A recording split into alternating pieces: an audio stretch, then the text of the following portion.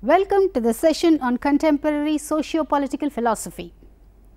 In this session, we are going to discuss the concepts of spiritualist and materialist communism of Swami Vivekananda. Spiritualist versus materialist communism, Swami Vivekananda.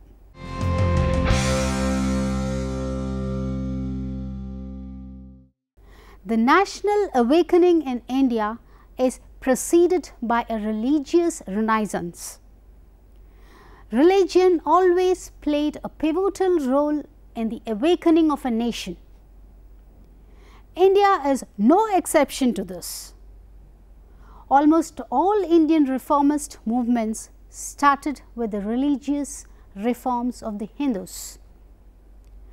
Two strands of thought can be noticed in this field. One, an attempt to reconstruct the Hindu society on the basis of Western ideas. Some Indian reformers were very much attracted towards the material grandeur and scientific progress of the West. Second is a reconstruction of Hindu society on the foundations of ancient Indian religious traditions. The reformers focused their attention on the fact that there should be an interrelation between religion and socio-political reforms.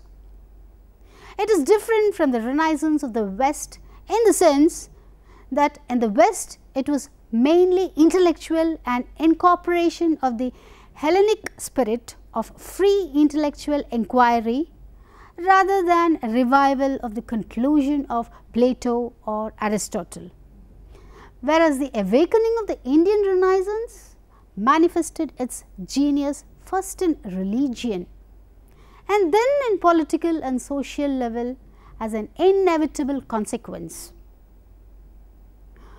One of the outstanding features of modern Hindu Renaissance is the restoration of the ancient faith in the light of modern science and knowledge.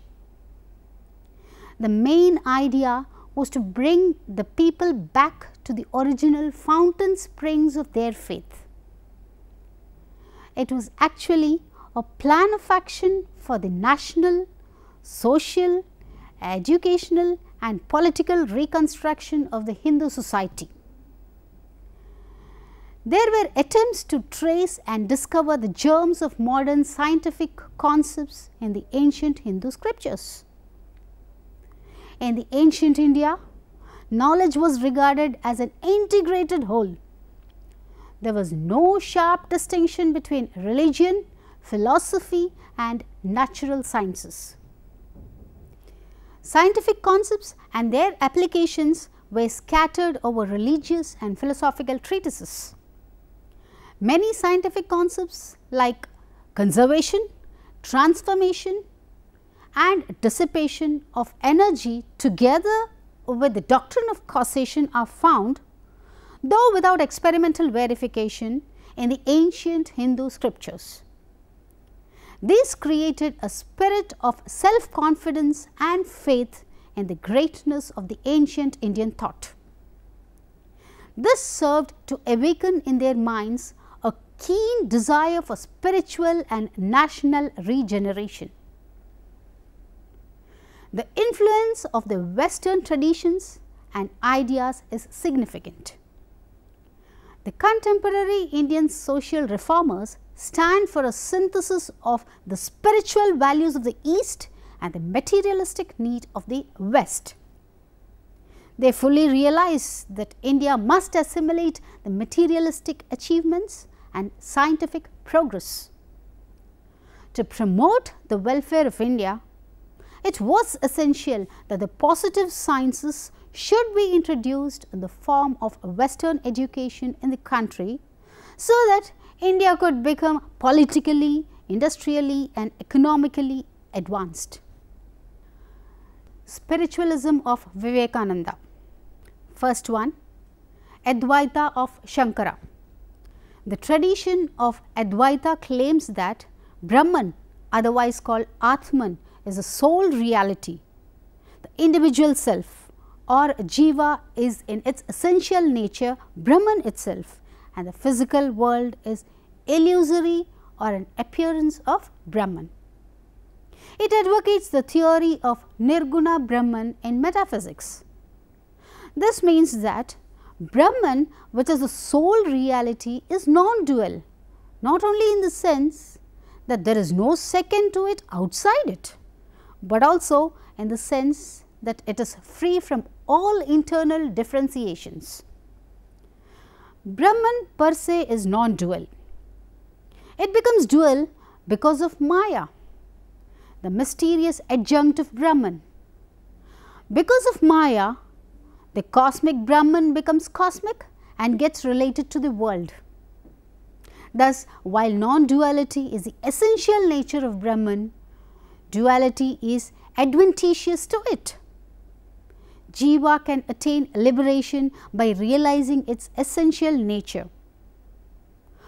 What binds the Jiva is its ignorance or avidya of its real nature.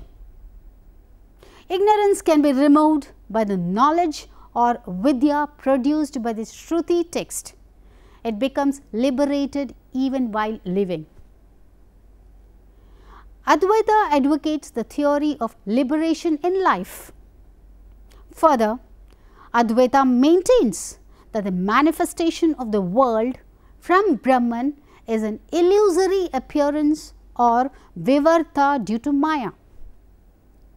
Brahman, which is immutable, appears as the world of name and form. Hence, it advocates the theory of Brahma Vivarta Vada and not Brahma Parinama Vada, which means real change. Swami Vivekananda, a prominent contemporary Indo-socio-political thinker, was a rationalist and skeptic, critical of image worship and efficacy of the rituals of Hindu religion to begin with. But his meeting with the Bengali ascetic Ramakrishna Paramahamsa proved to be a turning point in his life. He surrendered himself at the feet of the master and accepted him as his friend, philosopher and guide. Thereafter, he undertook an extensive travel of almost the whole of India to acquaint himself with the social and economic conditions of the country. He came to feel that India had not been able to eradicate poverty, weakness and social evils in spite of the fact that it has a rich spiritual heritage and a very strong cultural history. He strongly felt the need for a very strong spiritual leadership to bring about a spiritual revolution in the country. He was a monk, but he was a great deal more than that. The life and teachings of Vivekananda had an important and outstanding bearing on the Indian Renaissance and political and social history of India. Usually, he is considered as a man of religion and an ardent preacher of Vedanta. It is very true, but he was far ahead of his time and played a unique and distinct role in the secular history of India. The Ramakrishna Vivekananda movement had a secular and practical implication of tremendous significance. Second, influences that shaped the philosophy of Vivekananda. Vivekananda has been deeply influenced by the ancient Indian philosophy, in particular Vedanta. The main ideas of this thought are derived from the ancient scriptures like Upanishads and the Vedanta.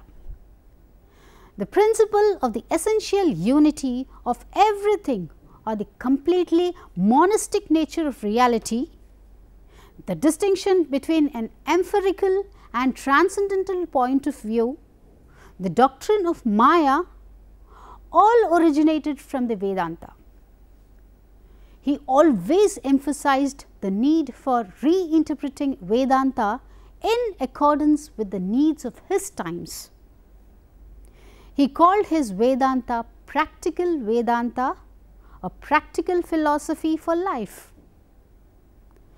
Buddhist philosophy influenced the teachings of Vivekananda through the ideas like mass liberation and the humanitarian and altruistic outlook of Buddha.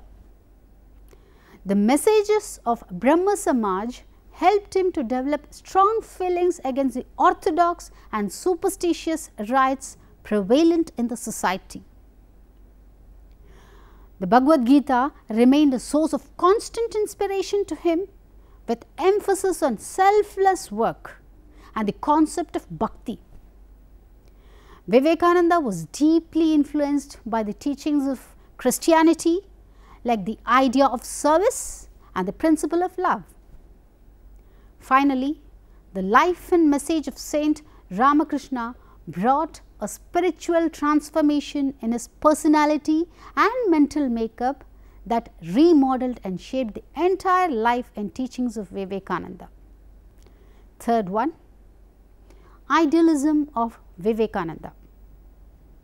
The philosophy advocated by Vivekananda can be better designated as idealism because he believes that the ultimate reality is essentially spiritual in nature. Further, he believes in the ultimacy of certain ideal values and recommends that a continuous and persistent effort should be made for the attainment of these values. Vivekananda asserts that his idealism is not unrealistic, but that the ideal he talks about is a living ideal capable of inspiring and attracting man towards it. Like an Advaitin, Vivekananda says that reality is one. It is monastic. He was committed to the monastic theory of the Upanishads and interpreted this theory into the most liberal, secular, democratic and humanistic way possible. One important point to be borne in mind is that it was Vivekananda who, for the first time in the modern period of Indian history, discovered and rescued from oblivion the germs of ancient Hindu philosophical thoughts and presented them in a most attractive and impressive manner before the Western people. His exposition of the ancient Shastras was simply superb. Its supreme merit was that it was not characterized by an undue show of scholarship. It was popular, yet profound. According to him, the message of the Upanishads is that ultimate reality or Brahman is one without a second. The spirit of man, his self or Atman, is identical with Brahman or the absolute reality. The real man is identical with spirit or the supreme reality. He said, I am a spirit living in a body. I am not the body. The body will die, but I shall not die. In short, the idealistic philosophy of Vivekananda asserts that the spirit of man, his self or Atman, is identical with Brahman or the ultimate reality. The real man is identical with the spirit. The apparent man leads his normal worldly life. By developing his power of intuition, man has to realize his true self. Materialist communism in Vivekananda. Vivekananda showed a deep appreciation of the problems of human life and the destiny of man. The vision of human life and the destiny of man remained a matter of profound concern for him. Worldly life and the well-being of the society was his major concern. Therefore, he laid more stress upon the values of life and their realization through social service, conception of brotherhood and righteous action. Also provides importance to the development of man's ethical and social nature and to cultivate secular values along with spiritual values. The teachings like selfless action, surrender, dedicated service and fight against evil ignorance and injustice profoundly influenced him to take the spiritual energy to work for the well-being of the society. Further, he was well influenced by Western traditions and stand for a synthesis between the spiritual values of the East and the materialistic needs of the West. He fully realized that India must assimilate the materialistic achievements and scientific progress of the West. To promote the welfare of India, it was essential that the positive sciences should be introduced in the line of Western education in the country, so that India could become politically, industrially and economically advanced. He sought to build a bridge between the ancient wisdom of the East and the scientific knowledge of the West, so that each may be enriched. Vivekananda showed immense concern about the conditions of the masses. He prescribed the model plan of social action. The Ramakrishna order, which he founded in 1897, figures to this day as the order of service to the suffering masses. It is said that Vivekananda brought Vedanta down to earth. He was deeply affected by the Indian superstitions, caste discrimination, separation of women, its backwardness in science and technology, etc. And these became the frame of reference of his philosophy. During his roaming days as a begging monk all over India, he had direct experience of miserable conditions of the poverty-stricken millions of India. Romain Rolland wrote about this. It was the misery under his eyes, the misery of India that filled his mind to the exclusion of every other thought. It consumed him during sleepless nights. At Cape Comorin, it caught and held him in its jaws.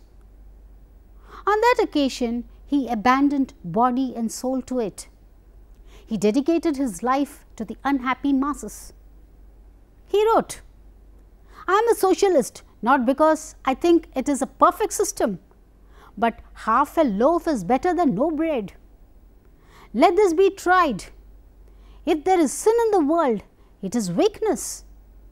Avoid all weaknesses. What our country now wants is muscles of iron and nerves of steel, gigantic wills which nothing can resist." He achieved great success as a religious preacher in America and England. Regarding his first visit to America to participate in the Parliament of Religions at Chicago in 1893, he said, "I am going on behalf of the people and the poor." He told his brother disciples, "I have now travelled all over India. It was agony to me to see with my own eyes the terrible poverty and misery of the masses, and I could not restrain my tears. It is now my firm conviction that it is futile to preach religion amongst them without first trying to remove their poverty and their sufferings. It is for this, to find more means for the salvation of the poor in India, that I am going to America." It becomes clear that Vivekananda went to America not essentially for the purpose of preaching religion, but for the purpose of securing monetary assistance for the improvement of the material conditions of the people of India.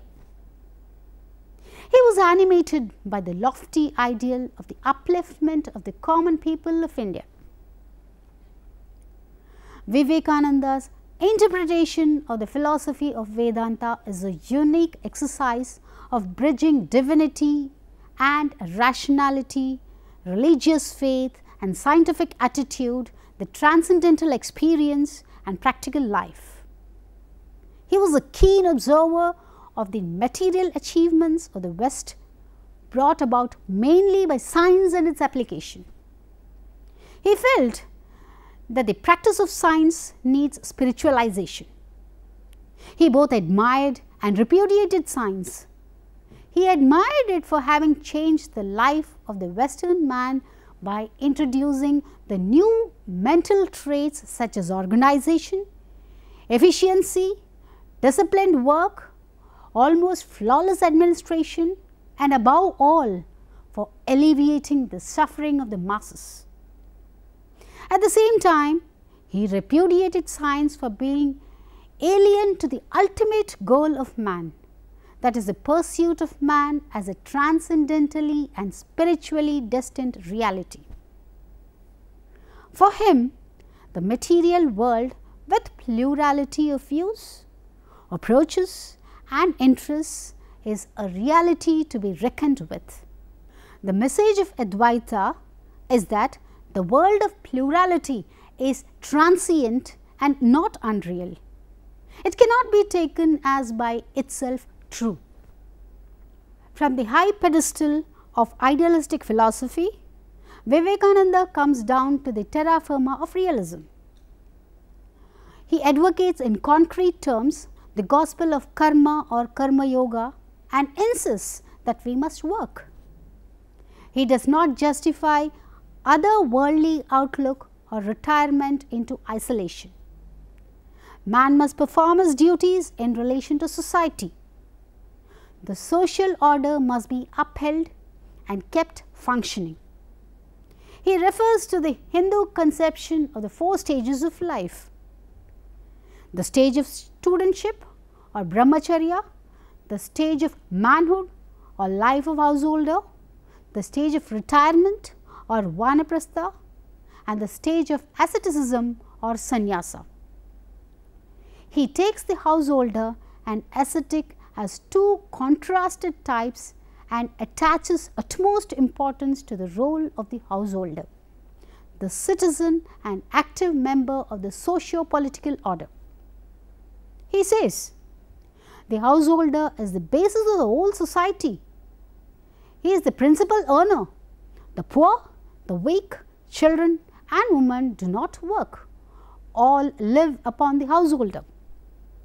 A householder who does not struggle to get wealth is immoral because upon him depends hundreds. If he gets riches, hundreds of others will be thereby supported. His message is, do not give up the world, live in the world, imbibe its influences as much as you can. Vivekananda was an Advaita in practice. He was a fiery orator trying to persuade his followers and audience that the work in this world, the social and educational reform of the masses, the rising of the intellectual level of the people and so on are the duties of the sannyasis. Social change was a commitment of the wise to Vivekananda. Now, let us summarize what we have discussed so far. We have seen that Vivekananda was a staunch advocate of the philosophy of Vedanta, both in theory and practice. He was committed to the monistic theory of the Upanishads and at the same time interpreted it in the most liberal, secular, democratic and humanistic way possible with no element of parochialism.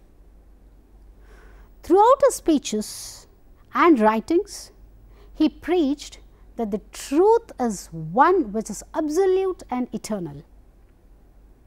At the same time, his Advaita is not a world-negating one. He observed the influence of the practice of science in the life of the Western man. The West convinced him that even though man's being in the world does not amount to the finality of the meaning of his life, the Advaita theory has to take cognizance of this fact.